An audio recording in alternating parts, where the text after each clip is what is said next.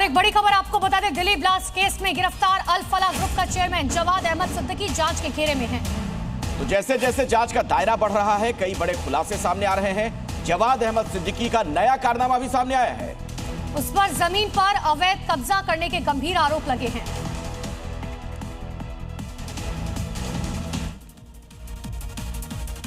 अल फलाह trust के chairman Jawad Siddiqui पर अब जो आरोप लगा है वो बहुत ही सनसनीखेज है। जवाद पर जमीन कब्जाने के आरोप भी लगे हैं।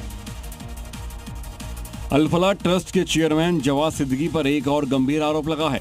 जवाद पर अपने पद और प्रभाव का इस्तेमाल कर जमीन कब्जा करने के आरोप लगे हैं।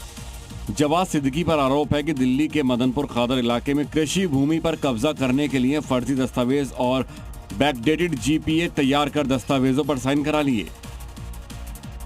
जवाद पर आरोप है कि इस काम में उसने अहम भूमिका निभाई। अल फलाह के चेयरमैन जवाद की मुश्किलें और बढ़ती नजर आ रही हैं।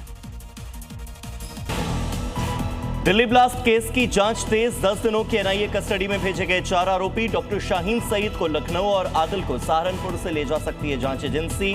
मुजम्मिल और मुफ्ती इरफान से पूछताछ में साजिश के कई और राज खुलने की आसार।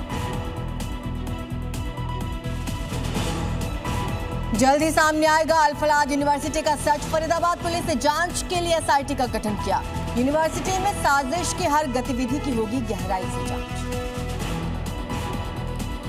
अयोध्या के श्री राम मंदिर पर फहराने वाले धर्म ध्वजा की पहली झलक आई सामने। 3 परत वाले सिल्क कपड़े से तैयार केसरिया ध्वज में सूर्यदेव विराजमान। अतिथियों को भेजे जाने वाले निमंत्रण पत्र की झलक भी आई सामने। कर्नाटक कांग्रेस में एक बार फिर से खींचतान बढ़ी। डीके शिव कुमार को सीएम बनाने की मांग को लेकर कई विधायक और एक मंत्री दिल्ली पहुंचे। 12 और विधायकों की राजधानी पहुंचने की संभावना। सिद्धरमैया ने 5 साल तक कुर्सी पर बने रहने का दिया संकेत।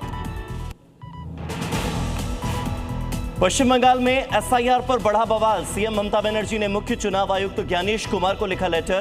प्रक्रिया को बताया खतरनाक। टीएमसी ने अब तक 55 बीएलओ के खिलाफ शिकायत दर्ज करवाई।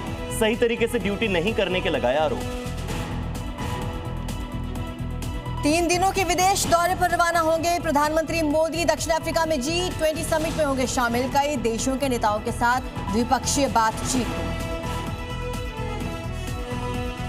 संसद के शीतकालीन सत्र से पहले सरकार ने बुलाई सर्वदलीय बैठक। 30 नवंबर को सुबह 11 बजे होगी मीटिंग। सत्र सुचारू रूप से चलाने के लिए आम सहमति बनाने की कोशिश। किरण रिजिजू ने सभी दलों के फ्लोर नेताओं को भेजा लेटर। पंजाब के लुधियाना में बड़ी आतंकी साजिश नाकाम। मुठभेड़ में एक आतंकी ढेर, दूसरा घायल। आईएसआई के इशारे पर बड़ी वारदात को अंजाम देने की फिराक में थे ये। 2 चाइना मेड ग्रेनेड और 5 पिस्टल, 40 से ज्यादा कारतूस बरामद।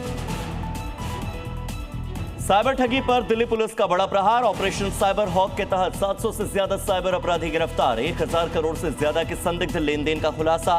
फर्जी कॉल सेंटर का भी हुआ भंडाफोड़। ब्राजील के बेलेम शहर में भीषण आग से मचा कोहराम।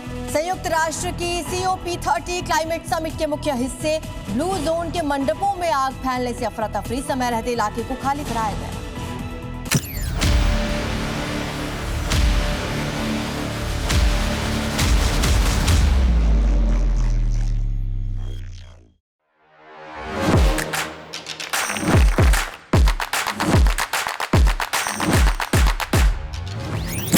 Welcome Dr. Subhash Chandra.